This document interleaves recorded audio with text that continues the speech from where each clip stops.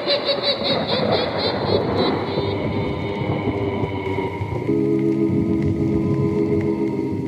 Mysterious Old Radio Listening Society, live from the Bryant Lake Bowl. Tired of listening to podcasts in the comfort of your own home? Ever dream of listening with strangers in a bowling alley? We offer you Escape. Designed to free you from the four walls of today for a half hour of high adventure. And then another half hour of witty banter and insightful analysis. Welcome to the stage your mysterious old hosts, Eric, Tim, Joshua, Shannon, and special guest star, Ryan.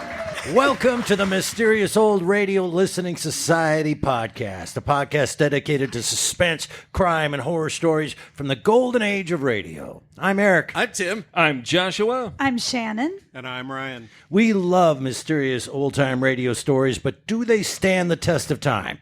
That's what we're here to find out. Tonight, we are joined by special guest and Patreon supporter, Ryan. Woohoo! Yeah.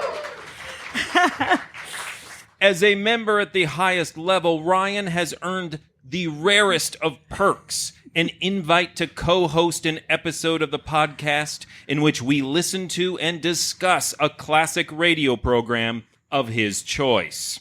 Of course, our Patreon supporters receive lots of other great benefits, and you can too by going to patreon.com/themorals and become a member today. Ryan, what have you chosen? We are listening to an episode of Escape called A Shipment of Mute Fate.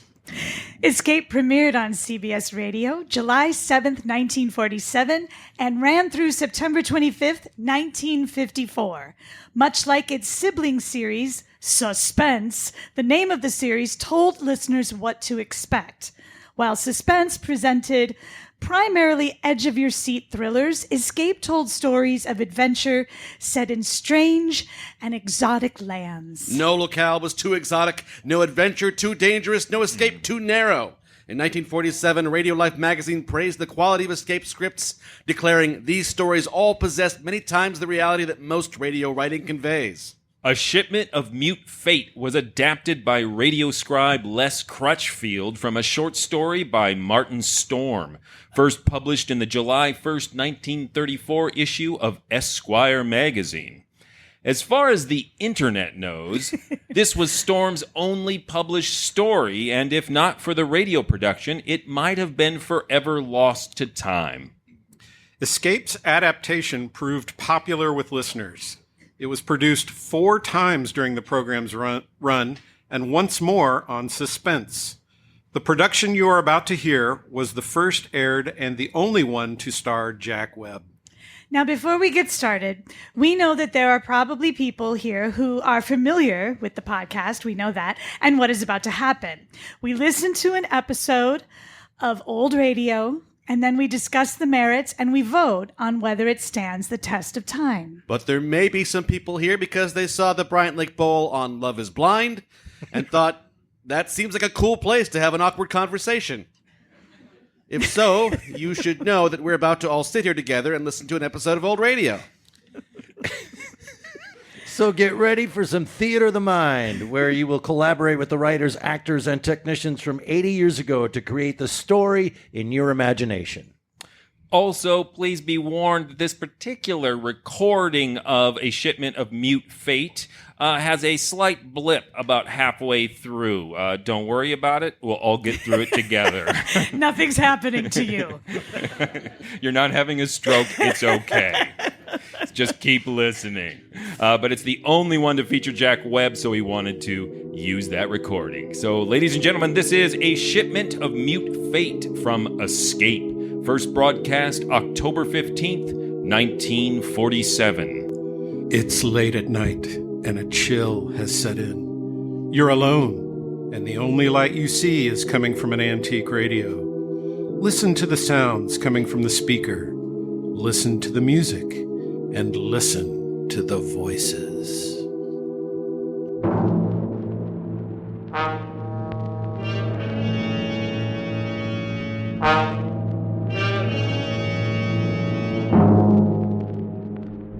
Did you miss out on that big football game last week? Can't get rid of that head cold?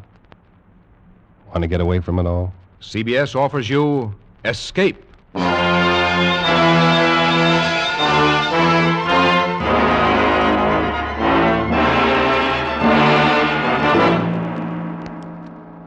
You are groping your way slowly through the dark hold of a ship at sea, moving carefully, step by step, searching intently for something you dread to find, because you know that this ship carries a cargo of death.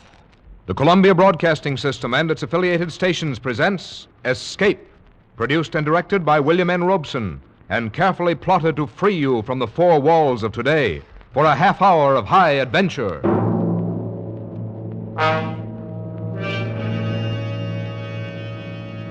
Tonight we escape to a harbor front in Venezuela, and a grim voyage that started there, as told by Martin Storm in his gripping story, A Shipment of Mute Fate.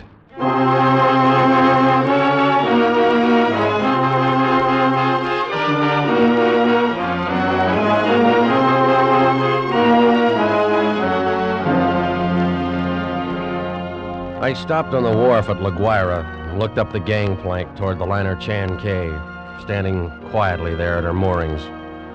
The day was warm under a bright tropic sun, and the harbor beyond the ship lay drowsy and silent. But all at once, in the midst of these peaceful surroundings, a cold chill gripped me, and I shivered with sudden dread. Dread of the thing I was doing and was about to do. But too much had happened to turn back now. I'd gone too far to stop. So I set the box down on the edge of the wharf, placed it carefully so as to be in plain sight and within gunshot of the captain's bridge. And then I turned and started up the gangplank. I knew what I was going to do, but I couldn't forget that a certain pair of beady eyes were watching every move I made. Eyes that never blinked and never closed, just watched and waited. Oh, I beg your pardon. Why, it's Mr. Warner. Hello, Mother Willis. How's the best-looking stewardess on the Seven Seas? Well, I'm fine, Mr. Warner. I guess better run along now. Get on with my chores. Now, wait a minute. That's a fine greeting after 2 months. Well, it's just that I'm so busy. I don't believe a word of it. Sailing day's tomorrow. You're simply avoiding me, that's all. Oh, no, really, I'm not. And on the trip down from New York, you said I was your favorite passenger. But I'm only... Here, wait a minute. What's that you're carrying in your Oh, apron it's there? nothing. Just supplies. Supplies? Well, let's have a look, huh? No, please. What do you know? It's a cat. It's Clara, Mr. Warner. Mm-hmm. Mr. Bowman said I had to leave her ashore, and I just couldn't. Who's Mr. Bowman? The new chief steward. Oh.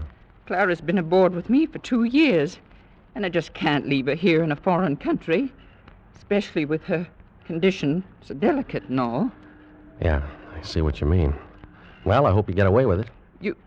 You won't tell anyone? Not a soul. As a matter of fact, if things don't work out right, we may both end up smuggling. Most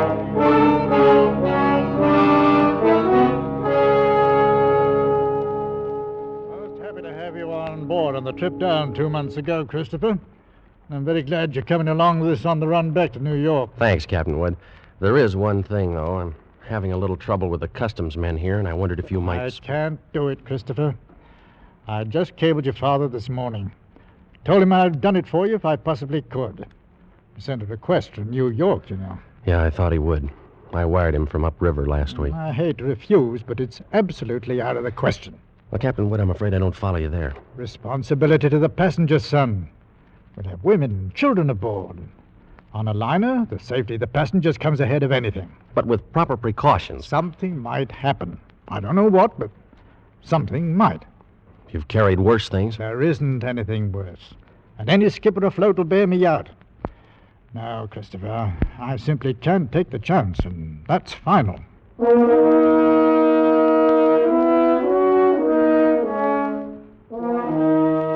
Final? Well, it wasn't final if I could do anything about it. I hadn't come down here to spend 2 months in that stinking backcountry and then be stopped on the edge of the wharf. 2 months of it. Heat, rain, insects, malaria. I'd gone clear in past the headwaters of the Orinoco, Traveled through country where every step along the jungle trail might be the last one. Oh, Sanchez. Si, Senor Warner. We better start looking for a place to camp. It'll be dark in a little while. Si, Senor. Very soon we turn to river. Camp on rocks by water. This very bad country. This very bad country. You've been saying that for 10 days now. Very bad country. Well, si, Senor Warner. This very bad country. Yeah, we'll skip it. For all the luck we've had so far, it might as well be Central Park. Central Park? I don't understand. Well, never mind. If we don't find some... Here, what's the matter? Quiet now. Sanchez, what's wrong? They're in the path. See? Bushmaster. Bushmaster. The deadliest snake in the world. Bushmaster. Its Latin name was Lachesis muta. Mute fate. It lay there in the center of the path, a 10-foot length of silent death, coiled loosely in an undulant loop, ready to strike violently at the least movement. Here was the one snake that would go after any animal that walked, or any man. It lay there and watched us, not moving, not afraid, ready for anything. The splotch of its colors stood out like some horrible, gaudy floor mat lying there on the brown background of the jungle, waiting for someone to step on it. Here was what I'd come 2,000 miles for, a Bushmaster. Sanchez! I didn't want that snake killed. He no kill, Senor. He gone. Bushmaster very smart, very quick. Must always see bullet in time to dodge. Well, anyway, he's gone, and the only one we've seen in 5 weeks. Oh, we find other. This very bad country. Well, lay off that gun the next time. Don't shoot, you understand? Why you say no shoot? You want Bushmaster? Sure, but I want it alive. Hombre sacristo. Senor Warner, you tell me you want Bushmaster, but you no say alive. You're getting $200 for it. For dead man, what is $200? Tomorrow we go back to Caracas. I'll make it 500, Sanchez. I catch water snake, rattlesnake, any other kind. But I no catch Bushmaster. Sanchez, I'll give you $1,000. We go back to Caracas. Well, it cost me 1,500 American dollars. But 3 days later, Sanchez brought me the snake in a rubber bag. He was shaking so hard, I thought for a moment the thing had struck him. One thing you make sure, Senor Warner. No turn him loose in Venezuela. Because he know I the one who catch him. And he know where I live. All right, Sanchez, I'll keep an eye on him. También he know you pay me to catch him.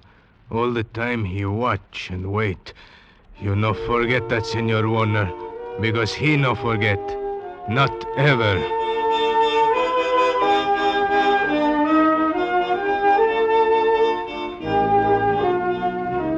Well, after going through all that trouble and danger and laying out $1,500, I wasn't going to let a pig-headed ship captain stop me at the last minute. At least not as long as the cables were still in operation between La Guaira and New York. Morning, Captain Wood. The boy at the hotel said you wanted to see me. That's right, Christopher. Sit down. Thank you. It seems you weren't willing to let matters stand the way we left them yesterday. Well, sorry to go over your head, Captain Wood, but I had to. The museum sent me all the way down here for it. And I'm not going to be stopped by red tape. This will be the only live Bushmaster ever brought to the United States. Yes, and if I had my way of it... well, orders are orders. I got a cable from the head office this morning. All right. I suppose we talk about precautions. I'll handle it any way you say. Got to have a stronger box. That crate's too flimsy. Well, it's stronger than it looks. And that wire screen on top would hold a wildcat. But anyway, I bought a heavy sea chest this morning. I will put the crate inside of it. Sounds all right. You got a lock on it? Heavy padlock. It's fixed so that the lid can be propped open a crack without unlocking it. The snake's got to have air. But in dirty weather, that lid stays shut. I'll take no chances. Fair enough. I will keep the thing in my inside cabin where I sleep. I can't have it in the baggage room. And nobody on board's to know about it. Whatever you say, Captain. But we won't have any trouble. After all, it's only an animal. It doesn't have any magical powers. I saw a bushmaster in the zoo at Caracas once. Had it in a glass cage with double walls. It'd never move. Just lay there. Look at you as long as you were in sight. Gave a man the creeps. I didn't know they had a bushmaster at the Caracas Zoo. They don't. Now. Found the glass broken one morning and the snake gone. Night watchman was dead. They never found out what happened. Well, the watchman must have broken the glass by accident some way. The way they figured it, the glass was broken from the inside. Well, we sail in 4 hours.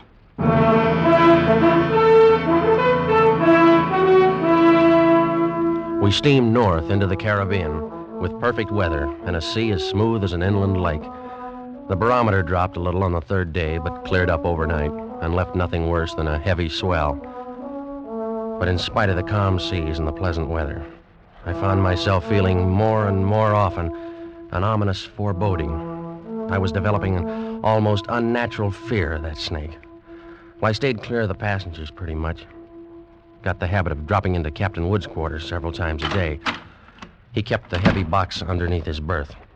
I'd approach it quietly and shine my flashlight through the open crack.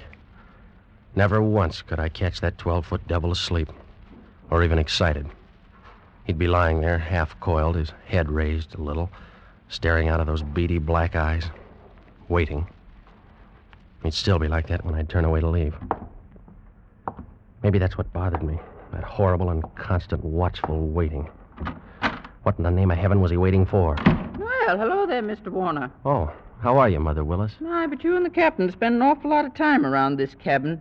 I'm beginning to think the two of you must have some guilty secret. Oh, no, nothing like that, Mother Willis. I don't know about Captain Wood, but I certainly don't have any guilty secret.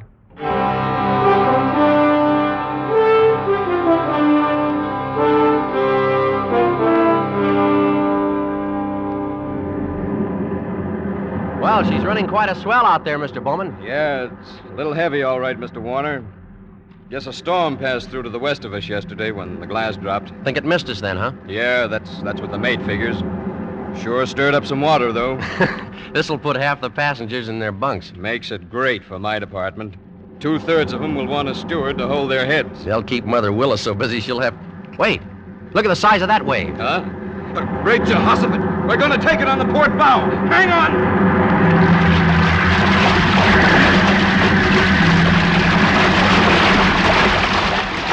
Well, that was a freak if there ever was one.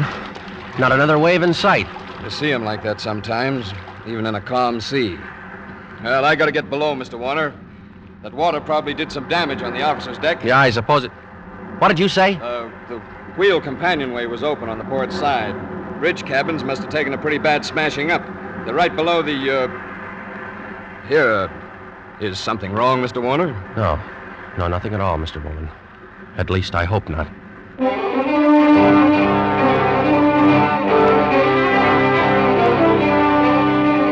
I looked first for Captain Wood and couldn't find him. Of course, I knew it was only one chance in 1,000, but the chances against that freak wave were 1 in 1,000, too.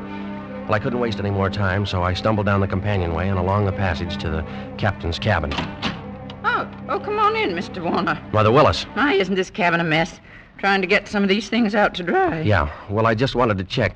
Where's that box that was under the captain's bunk? Threw it out on that. But where? We didn't know.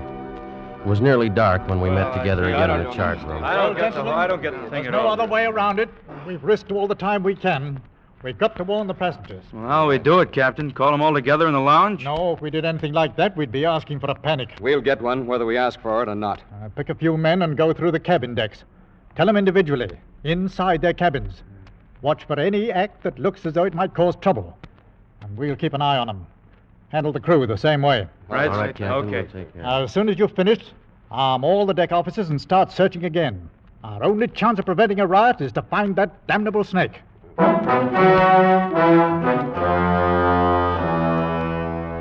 The slow nightmare that followed grew worse by the hour. None of us slept. All the ship's officers not on duty kept on with that endless search. Passengers locked themselves in their cabins or huddled together in the lounges, knowing all the time that no spot on board could be called safe. Fear was a heavy fog in the lungs of all of us, and every light on the vessel burned throughout the night. Morning came and brought no relief. Terror and tension mounted by the hour. There now, Mrs. Crane, stop getting yourself all worked up and go back to your cabin. The horrid thing's probably crawled overboard anyway. You're just saying that. You're paid to say it. You don't know. Nobody does. Now, everything's going to be all right. Oh, if you could only do something. If all of us could only get off the ship. They could fumigate it. Yes, that's what we've got to do. We've got to get off the ship. Now, wait. Mr. Bowman. Mr. Bowman, she's going to jump. No, you don't, lady. Let me go. Let me go. Nice work. Let me go. Nice work, Mr. Bowman. Get her down to her cabin. Whatever you do, don't turn her loose.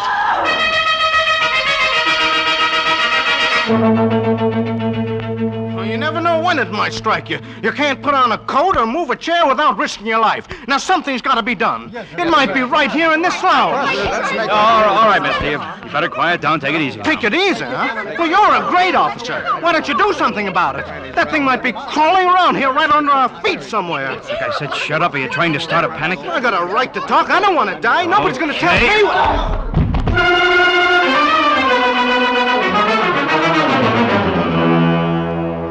The second night passed, and morning came around again. A gray and rainy day, just as grim and tense, dragged past, and the night came down again. Third night of the terror. Again, every light burned, and the whole ship seethed in the throes of incipient panic. Faced by a horror they'd never met on the sea before, crew and officers alike were on the verge of revolt. Passengers sat huddled in a trance-like stupor, ready to scream at the slightest unknown sound. At 7 bells, I made my way forward to the chart room and found Captain Wood bent over a desk. Hello, Christopher. Come on in. Sit down. Well, it's got to be somewhere, Captain Wood. It's got to be. I don't know. You could search this ship for 6 months and never touch all the places aboard. We can only hold out for 2 more days. We'll be in. What's the Home Office say? Oh, here's the latest wireless from them. Keep quiet and keep coming. What else can we do? How is it on the decks? Pretty bad. Anything could happen. Yeah, that's why I took the guns away from the men. One pistol shot and we'd have a riot on our hands. Oh, the whole thing's my fault, Captain Wood. That's what I can't forget. Oh, take it easy, lad. There was only some way I could pay for it myself, alone. No, I know how you feel, but it's no more your fault than mine or the man who asked you to bring the snake back alive. Nobody planned this. You'd better try and get a little sleep. Sleep? Mr. Bowman made some coffee down the steward's galley a while ago. You better go down and get yourself a cup. And then rest up for a couple of hours. Rest? I can't rest. Christopher, it's no good going. What are you going to do? You can't help anything if you stumble through a hatch half asleep and break your neck. Go on and get some coffee. One way or another, we've got to hold out for 2 more days.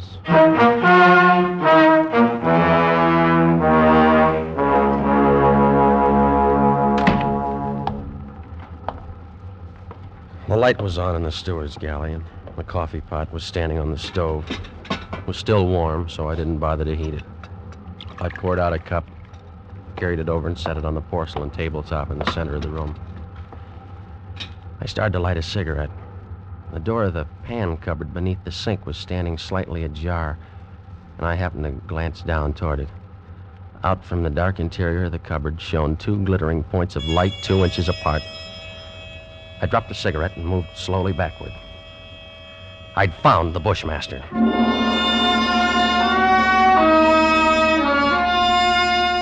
As I moved, the snake slid out of the cupboard in a single sinuous glide and drew back into a loose coil on the galley floor, never taking his eyes off me. I moved slowly back, waiting any moment for that deadly, slithering strike. How had he known it was me? He'd stayed quiet when Bowman was here. How did he know to pick the first time in 3 days when I didn't have a gun? Well, my hands touched the wall behind me and I stopped. Only then I realized in terror what I'd done. The call button and the door were on the far side of the room. I'd backed into a dead end. I stared at the snake in fascination, expecting any moment the ripping slash of those poison fangs. The horrid coils tightened a little, and then were still again. 10 million years of evolution to produce this moment. Homo sapiens versus Lachesis muta. Man against mute fate, and all the odds were on fate. I knew then that I was going to die. I could feel the sweat run down between the painted wall and the palms of my hands pressed against it.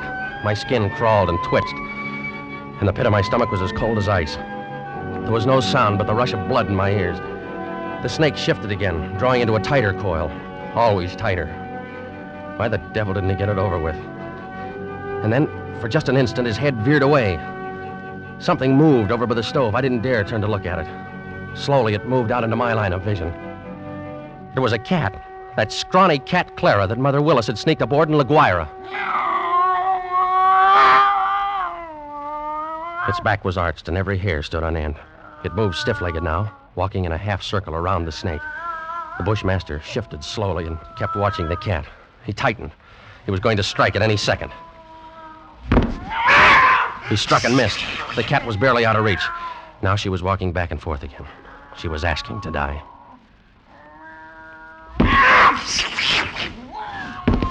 Missed again, by a fraction of an inch. He was striking now without even going to a full coil. Missed. Again and again. Always missing by the barest margin. Each time the cat danced barely out of reach, and each time she countered with one precise spat of a dainty paw, bracing her skinny frame on 3 stiff legs. And then suddenly I realized what she was doing. The Bushmaster was tiring, and one strike was just an instant slow. But in that split second, sharp claws raked across the evil head and ripped out both of the lidless eyes. That cat had deliberately blinded the snake. Well, he didn't bother to coil now, but slid after her in a fury, striking wildly and rapidly, always missing, and every strike was a little slower than the last one. Until finally, as the snake's neck stretched out at the end of a strike, the cat made one leap and sank her razor-sharp teeth just back of the ugly head, sank them in until they crunched bone. With tooth and claw she clung as the monstrous snake flailed and lashed on the floor, striving to get those hideous coils around her, trying to break her hold, to shake off the slow and certain paralyzing death that gradually crept over him and at last stilled his struggles forever.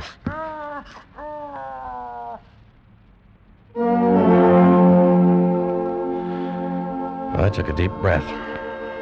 The first in minutes. The cat lay on her side on the floor, panting, resting from the fight just over.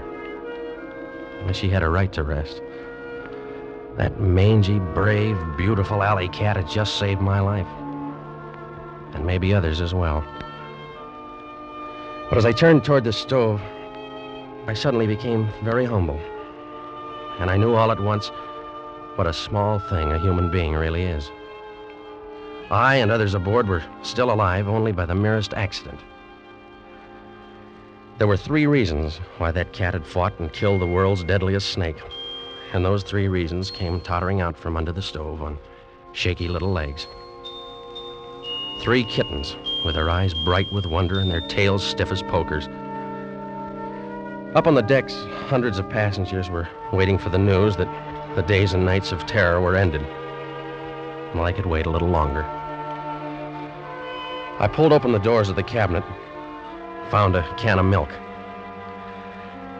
and then I dropped down on my knees on the floor of the galley.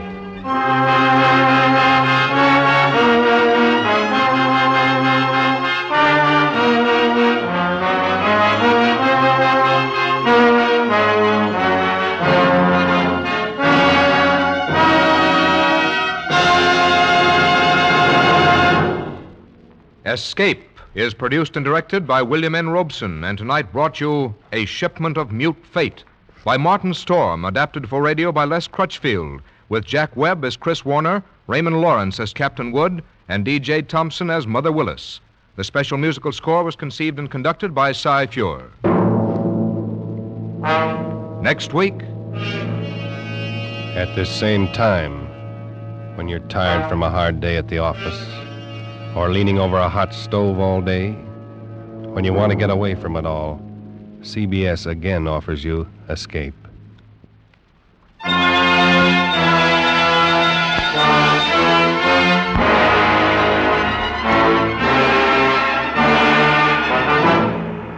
good night then until this same time next week when CBS again brings you Escape. This is CBS, the Columbia Broadcasting System.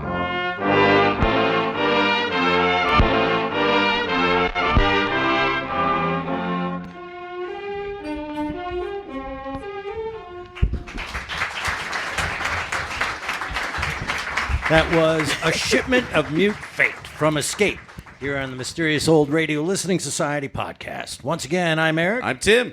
I'm Shannon. And I'm Joshua. And I'm Ryan. And Ryan is our very special guest on this episode of the podcast as we are broadcasting.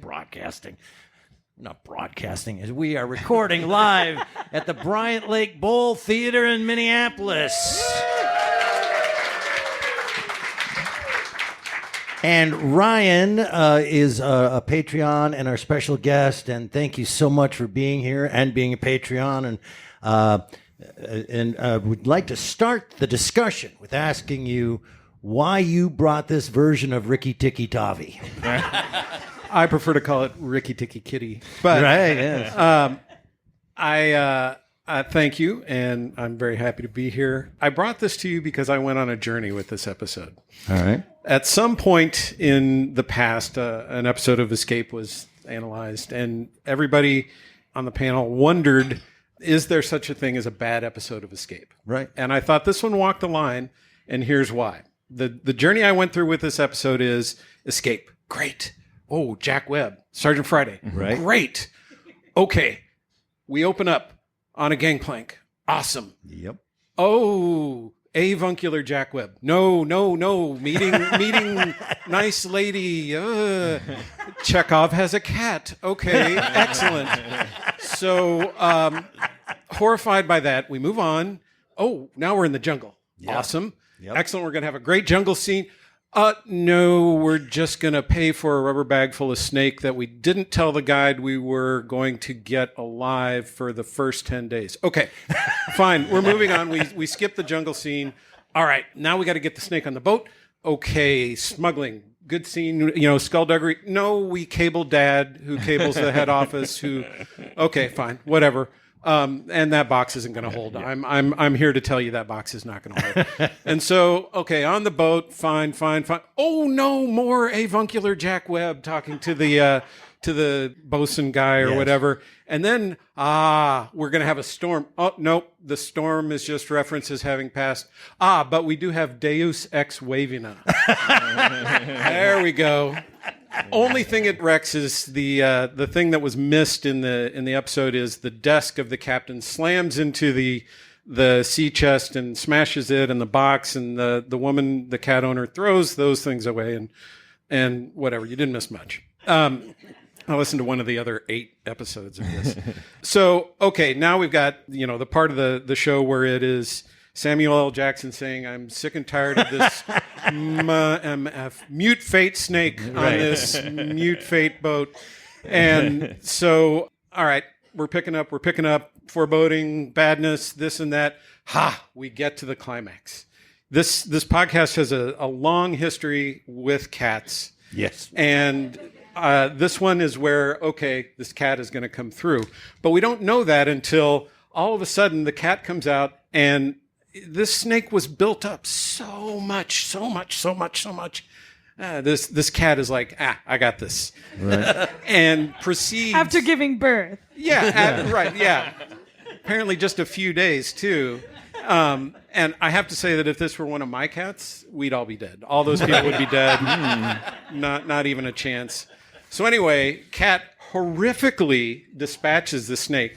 Awesome. Great escape. And then the after-school special music and logo pop up. The More You Know goes across the screen, and we get the 3 kittens. And it's a lesson about the horrific love of a mother. Very violent. Yeah. And I flip the table, and I think to myself, well, was this a good episode of Escape or not? And I leave it. That's the question that I ask. I'm not 100% on that. I'm going to argue Tim, yes. tell him stuff. No, I'm coming in hard here. This is the most autobiographical episode of Escape for me ever. As a cat and snake owner. Did you pay $200 for a mute fate? That's true. He does have cats and he has a snake. I just wanted Cats to be clear. will kill a snake. I'm telling you that. But so I'm a little biased because I have experienced an escaped snake in a house full of cats. A 12-foot snake? Not 12, 3 feet, but still, I love the harrowing snake. adventure of a snake on the run. Yep. And cats are after that snake. They know. The snake disappeared for 2 days. It's a ball python. And the cats are walking around the house. They're just looking over their shoulder. They're like darting their eyes back and forth. They're chain smoking. They are just like there's a snake in here somewhere. They're knocking on the walls. Yeah, They're like, hey. And eventually it was the cat who found the snake, just frozen in a hotel staring room for like 24 hours at a spot in the cupboard, and the snake had found a small crack. Snake was like, guys, and just was guys. lodged in there. Yep. Did I'm your pet. Did the cat kill it? Well, no, it couldn't get at it because snakes, even poisonous snakes like a Bushmaster, which is another product made by Thigh Master, I think. It's in the John Deere line of things, I believe. They don't want to fight, right? They're going to go hide in a dark corner somewhere, and that's what this ball python did. But I will say, my own experiences aside, I found the end really moving, and it's what saved the entire episode to me. Wow. About the human stuff? I think, well, not particularly the human stuff so much as that moment to end the suspense, this very masculine show on the Jack Webb character getting a bowl of milk. And falling to his knees. Falling to his knees to this mother kitten. And I do think thematically it's drawn through this quite well, because you have this guy bowing down, which is the respect for nature, which was already shown to us through Sanchez, who respected the snake, right? He was like, no, this snake knows where I live. Mad respect for this snake. He's coming for me. Get him out of the country, right? Like, that's not superstition. That's like a respect for nature on his part. And then also with the milk, it's an act of nurturing. And who's the other carer though in here? She literally has the title Mother. Sure. Mother Win, and she's the only one who cares. Violent mother. Yeah, but she cares enough to smuggle this cat on board. Whereas before this, the only thing that the Jack Webb character feels about the snake is that it's a trophy. It's an object, and he doesn't care about it. And so I think in the end, all the themes come together in a way that's unexpected for Escape. And maybe it's because I love animals. But don't you think? I'm so sorry to keep, but maybe they edited it out. That's a hard word to say. But when he falls to his knees, wasn't he going $1,500? Which was $1,500 in 1947. Which was $1 trillion. That's not. He's a nepo snake baby. They've established that, right? Like your dad called and no, and he goes over this guy's head. I think the Jack Webb character. Well, I agree. He's avuncular.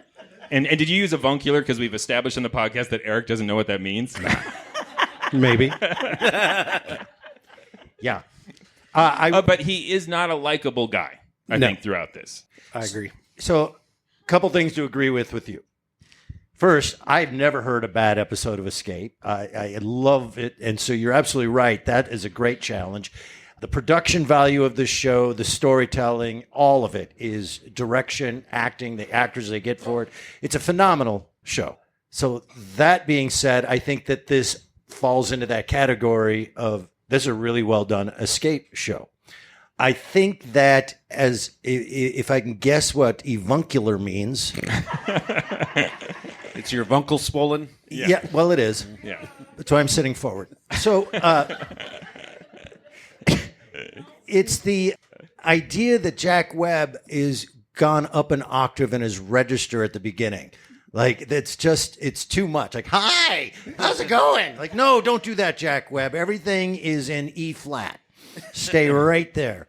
I thought he sounded good. This is like, oh wow, Jack Webb can act. It's not this. He doesn't Why sound do you good. hate Jack This Webb? is It's a year so 50 started acting. How did too. this be coming to me hating Jack? No, I'm not used to it. Right. I'm not used to that, It's and so so iconic. it's so iconic. It's weird. And the last thing that I want to say that really struck me is that it's quite obvious that coffee was for different purposes a long time ago.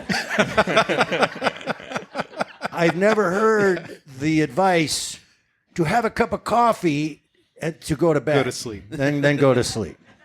It was a stupid advice. Did anybody here amongst us, I did not, know what mute fate referred to before it was revealed? No. Did anybody in the audience No, here I know didn't. what mute fate was? I don't feel so bad. But I thought there'd be a very different story experience if you knew, like, oh, Bushmaster. The opening of this thing, this unblinking thing in the box watching me a gunshot away distance-wise. Like, what is that thing? I'm so excited. But if I don't... it's a Bushmaster. 3000. It's the Bushmaster 3000. It's one of the older models. But you're right. The elements that are introduced, both of you have said this, it's got like, here we go, right? We're on a boat and there's Jack Webb and getting into the jungle and all of these things. It's all really close to, this is going to be a really fun, exciting adventure.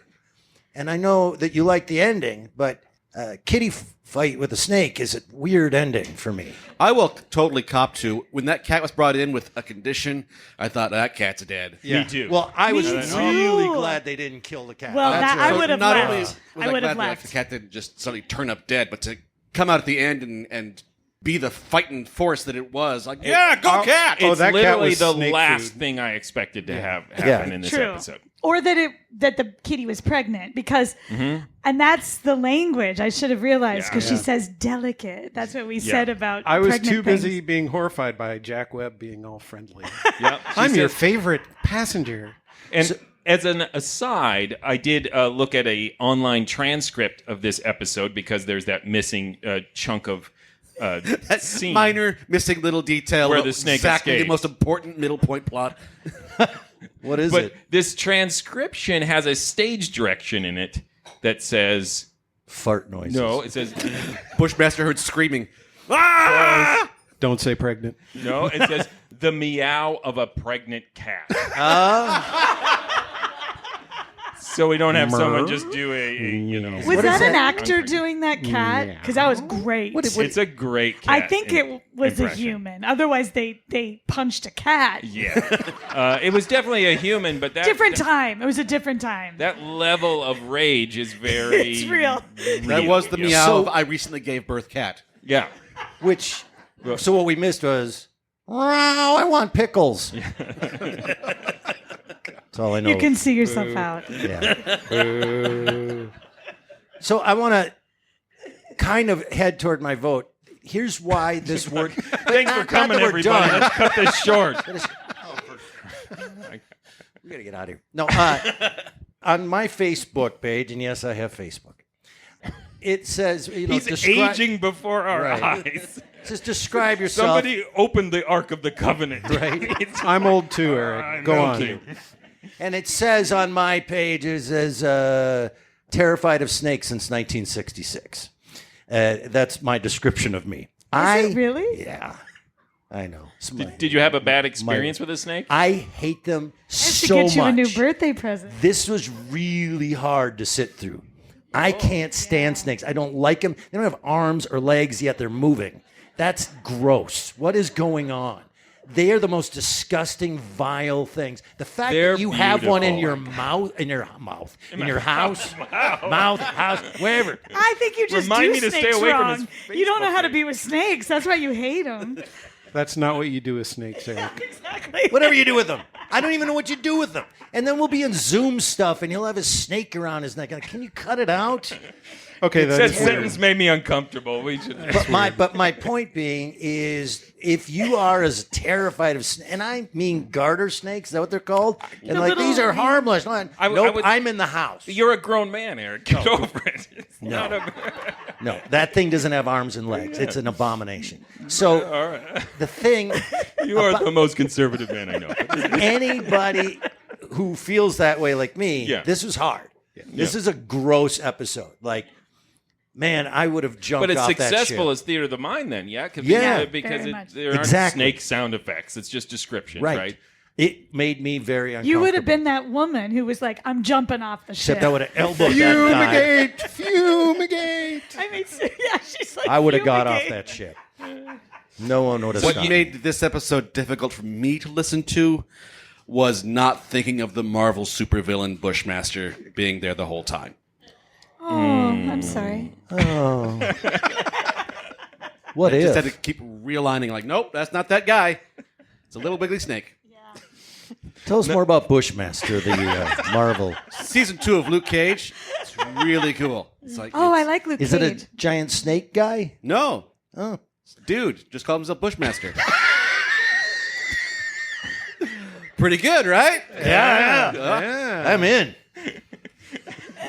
So, Shannon. That's right. Change the topic? What? Ryan's just taken over. That's great. You mentioned that you liked the cat noises, that you thought Yeah, that I did. the cat noises were pretty good. I was on the fence a little You bit were? with that, but I was okay with it. But did anyone besides me notice the... She does her cat noises when we have cats in our live shows. The noises in the forest when they were, or in the jungle when they were shooting. Like, what the hell is going on? Are they shooting people? There's a lot of screaming. It was very strange. It was very. It did sound like the whole crew of people they had there to capture the snake were suddenly up on chairs. Yes, absolutely. Perfect. Yes, that's exactly. I also what love thought. too in these. The Tom and Jerry mom. I love too in this era of storytelling where somebody they just saw a bushmaster. They're freaking out. The snake, Tim. The snake. They saw, and so they're freaking out. Somebody call Luke Cage. And the first thing that Jack Webb's character says, his name Chris Warner, says is, "Hey, calm down, shut up." And I was like, and Before that he even jungle is like finishes. on 11, it's just like every creature is screaming, and he yells at the one guy, Right. Yeah. "Shut up." That's our whole Foley budget is that scene because there's almost nothing else. There's no Also- footsteps. There's no nothing. Like you said, it doesn't tell him for 10 days what the hell we're doing out here. And then he tells him, and it costs him $1,500. And then the story, it's like, oh, wow, we've got 4 minutes left. Someone went. So he went and got the snake and brought it back. Yeah. Like the jump to, all right, I'll go get it. I want that scene. A rubber bag big enough to hold a 12-foot snake. Right. Yeah, Remember that. Yeah. What was it called? An undulating pile? That's not right. It was a better term. I think that's Luke Cage again. That's what avuncular means. Yes. But I would argue that is just not the story they want to tell. No. And what it does is support this privileged guy, right? Where Right. he's just offering money. It's just a thing to him. If I pay this guy enough money, he'll just go do it. And I'm no part of it. And then he's forced to actually deal with it. You want to know what that scene was? He goes to a snake bar and says, "I'm going to get $1,500 if you get in this bag. I'll split it with you 50-50. And then the snake was like, "As long as there aren't any cats." And he was like, "Yeah, no problem." This isn't No far cats. off because apparently the snake knows a lot of stuff. Yeah. It knows where you live. Listen, that isn't funny. You've been The so I- mean about him. They're gonna find you. Oh my God, But, the idea that a snake would know where I lived is going to keep me up at night. Eric's irrational fear. And now we know they can knock on doors because they can get through glass somehow. You got a cat. How did it get out of the glass? I don't know. Doesn't have any arms. One of the things that I liked about this is that the suspense changes halfway through from the fear of the snake to the fear of people like Eric who will behave irrationally and do something drastic and stupid on the ship because they know the snake is free, and it becomes this human thing, and again plays into that final thing about like the enemies in this episode are the people. In all seriousness, that was the part of that last beat that I particularly enjoyed, was acknowledging there are hundreds of terrified people up there, but they can wait. Yeah. Like you just Yeah. go up, stay up there and panic. Yeah. Yeah, you deserve some milk, Cat. Oh yeah, she did. He knew he didn't have a gun. He knew he was he knew he was the guy. He knows his email address. So, I'm so I sorry. was a little angry early on when Jack Webb says he looked in the box with his flashlight, and every time he looked in, the snake was awake. So I got like nerdy and went like, snakes don't have eyelids. Oh, so Jack they're Webb. always like going. But he's actually describing his physical posture, because later by the end, I was like, oh, the cat ripped out its lidless eyes. And I was Chopped his like, eyes, okay, yeah. I'll give you that point back, Escape. Do they sleep?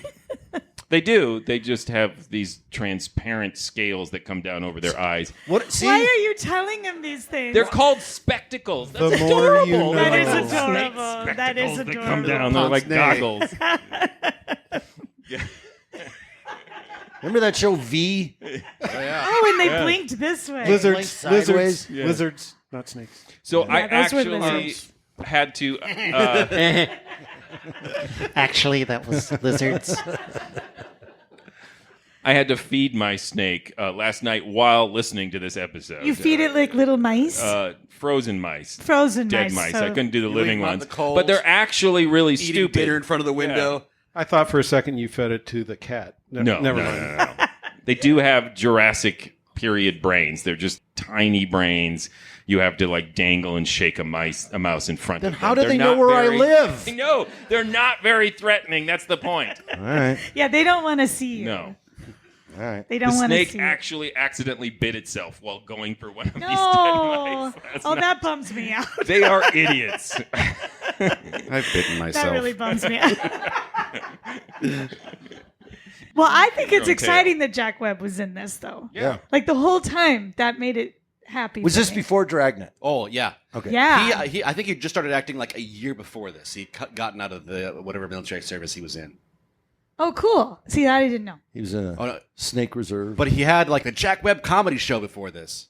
Oh, he Well, did? he also had Okay. Oh, God, no. Oh, yeah. Why are we not listening to that? I've got a few reasons.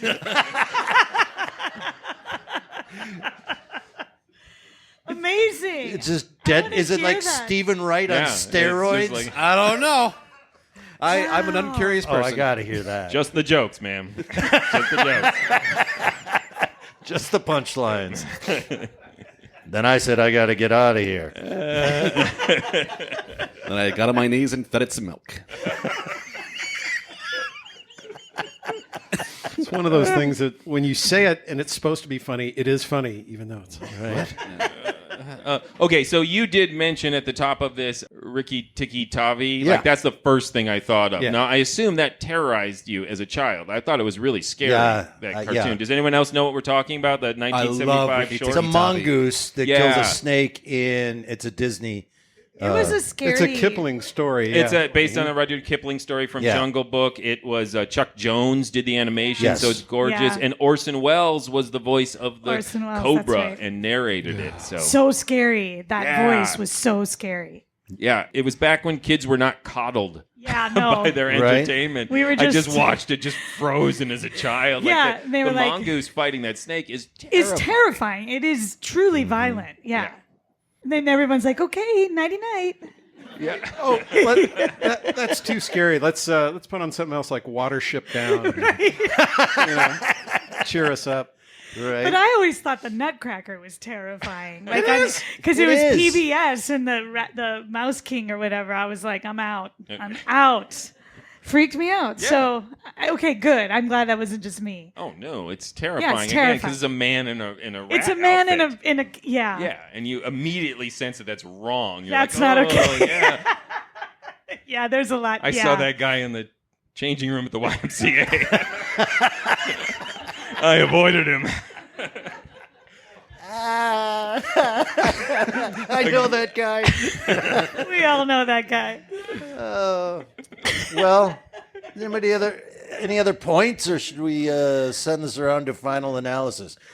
I think everyone should vote on this one. Oh yeah, we're gonna get everyone's vote. But yeah, let's start the vote process. We got a lot of Oh, people I'm up here. nervous. Let's start with Ryan, our guest of honor. Have we swayed you at all? Are you still a skeptic? You know, it's an escape episode, so it's going up against other escape episodes. So I'd give it middle of the road escape. Not a classic, but it does stand the test of time since, I mean, clearly, even today, we're shipping snakes on passenger liners, secretly. We all the are? time. Oh, yeah. The hell? Hold on. Oh no, Ryan. You destroyed I just sent one to your house. It's Amazon one day. You'll get it tomorrow. He's delivering you a pizza. Snake pizza. Now it knows where I live. I will say, in typical Escape, the production value, the direction, the writing, the performance, the acting, I think it's all the music. Yeah, right? It's such a well-done show, and it's very good. I think this thing has a lot of holes in it, and if I wasn't so terrified of snakes, I don't think I would have been riveted to this at all. I think I would have been very you had, and as you said, there's opportunities, there's things introduced where you go, great, that's where we're heading, and then we're really not heading there. So for me, it was unnerving and suspenseful and all of that, but I'm pretty sure that not everybody has the same reaction I do. No, nobody does. Yeah. They don't have any arms. How do they move? How are you doing that? So, yeah, I would say that I pretty much agree with you. I would say it stands a test of time, though. I would. Wow, I wasn't expecting that at all. Well, there's nothing about it that's like, oh, what? Like, by today's standards, I think it's a good story. That way. Your turn. Oh, it is my turn? I never know how to do this. I think the ending, the speech about, I made it sound terrible, the human speech, but I did think that was wonderful. And I liked the idea that the cat lived. So I'll just call it, that was great. I think it's a classic. I just want the cat to live. And there's more cats on the ship. There were ship cats. I want the next one to be about those cats and how spin-off. They took Fighting over. crime together. The mom cat becomes the captain.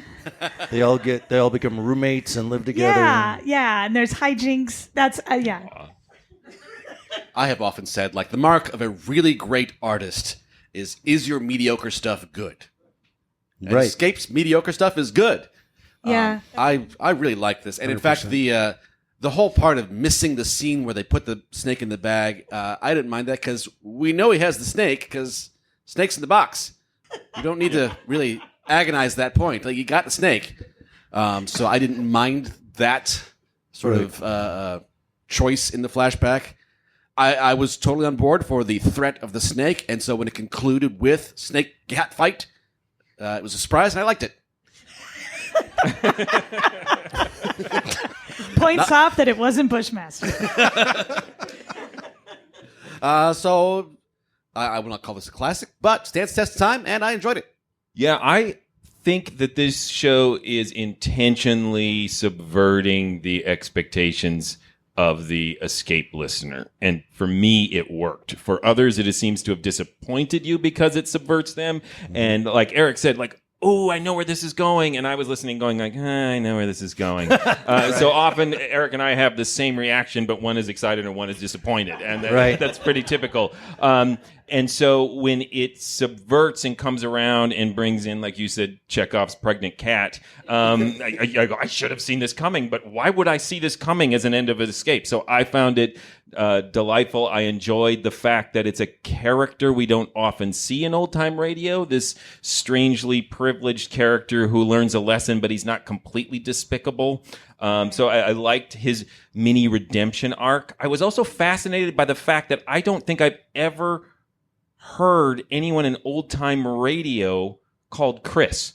I don't know why. I was like, can you think of any other old-time radio That's a really good show? point. Like Chris? Yeah, Chris. Adventures of Chris. What kind of old-timey name is Chris? When you say that he's redeemed, I envision he falls to his knees. He does his human monologue, and then he falls to his knees. He pours the milk, and then he's drinking it himself. and the cat comes, and he just pushes her across the room. You know how cats slide, and then they come back, and he's just... He's totally snapped. Totally snapped. He's lost it.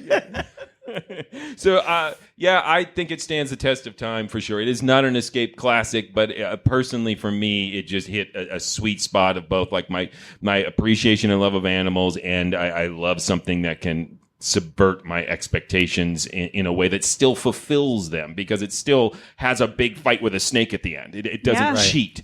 So, folks in the audience, just like by applause and no judgment, no aspersions cast. Like if you were kind of, I didn't care for it, go ahead and clap for that opinion. That guy. I can't believe you would. Judge.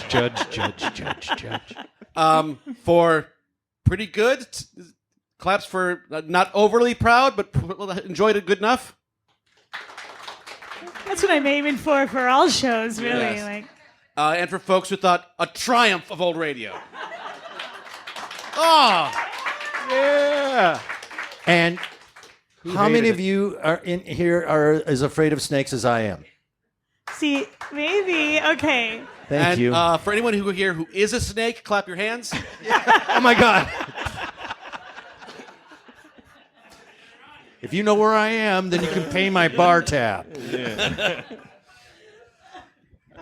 All right, Tim, tell them stuff. Please go to ghoulishdelights.com. That is the home of this podcast. You'll find other episodes there. You can leave comments. You can vote in polls. Let us know what you think on a more one-on-one sort of basis that way, digitally. You can also find links there to our store. You can get the hats and shirts and coffee mugs and stuff like that. We should get a shirt that says Chekhov's pregnant cat. We should. Worst episode of Star Trek ever. And you can also find a link to our, appropriate to this episode, Patreon page. Yes, you can go to Patreon and become like Ryan. Hey, are there any other patrons in the house tonight? Oh, thank you. Nice, thank you. Listen to that applause. It's so warm and kind, and we really appreciate it. Very much. Ryan, what are some of the amazing perks of being a patron of this podcast? Well, Joshua, there is a thriving social community on Discord for this podcast. There are happy hours where a bunch of like-minded folks get together and discuss with the cast here other episodes of Old Time Radio. There's an Old Time book club. There's bonus content, whole other podcasts with different episodes discussed equally wittily. What are you waiting for? Get out your phones. Give us some money right now. It's amazing. Go to patreon.com/themorals. Thank you. And if you'd like to see us performing old-time radio drama live on stage, the Mysterious Old Radio Listening Society Theater Company does recreations of classic old-time radio and a lot of our own original work. You can find out where we're performing radio drama on stage by going to ghoulishdelights.com, and there you'll find out what we're performing, where we're performing, and how to get tickets. Do we happen to know what's coming up next? We sure do, but first, I would like to give one more round of applause to Ryan here. Ryan. Thank you. So fun. You did amazing. Thanks for putting up with us, Ryan. Yeah, thank you so much. What's coming up next is Tim's choice. Do you remember what it is? Oh, yes, we're doing the Queen Anne Pistols affair. Matter. Sure you are. The Queen Anne Pistols matter. From yours truly, Johnny Dollar. I'm sure this will all be edited to make you sound competent. Not at all. Yours truly, Johnny Dollar. That's exciting. So until then... You will see that our next show will be a Crooners, which is that way. Fridley, Northeast, not Sure. Fridley. 60. Anyway, it's outside of here. Outside of somewhere. But if you make the find journey. Eric just roaming around looking for crooners, help Yeah. him out. He doesn't know The where snakes it is. know where it is.